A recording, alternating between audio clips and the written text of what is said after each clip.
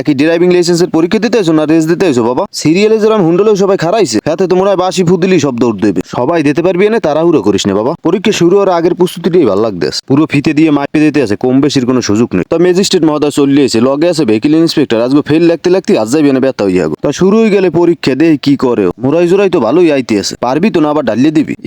যাও বাবা ফেল লই বাড়ি যাও। ওকে ম্যাডামে দিয়েছে স্কুটি লই, স্কুটির দি পারমিট নেই। ওকে হেদি পা হলাই চালাইতে আছে, ব্যাপারটা কি বুঝতে পারে না। হেমন হয় বুঝে ঘুরে আইতে পারলেই হইবে। যাই হোক, যে পরীক্ষা দিতে আছে হেডি তো বেশি দেই কি করে। সবাই একাল মন প্রাণ দিয়ে চেষ্টা কর, কিন্তু পাওনা হালাই পেজগি দিয়ে আওড়াই তো কর। এই তো চলিয়েছে পুরো প্লেয়ার, পুরো হাঙ্ক লইয়ে মাঠে ঢুকছে। তো আর চালানের লাইন কেদা ভালো আছে, যে রকমের হোক পেজ দিয়ে যাইতেই হইবে। এই দি মোর ঘুরিয়ে গেছে, হুন্ডুর উপরে বই মোরা বাবা পাও হালাইস না। আহা অবশেষে চলিয়ে গেছে। অভিনন্দন করছে একালে চাইরো দিক দিয়ে। পুলিশ বের অপেক্ষায় তো মুইয়ত খুন আসালাম। সবাই হেডটা দেখার লোক একালে একদানে চাইয়ে রয়েছে, কিন্তু হেদি সোজা চালাইতে আছে। পেঁয়াজ গোস মনে হয় আবার ভাল লাগেন। তাই শুনেন কামটা হচ্ছে কি।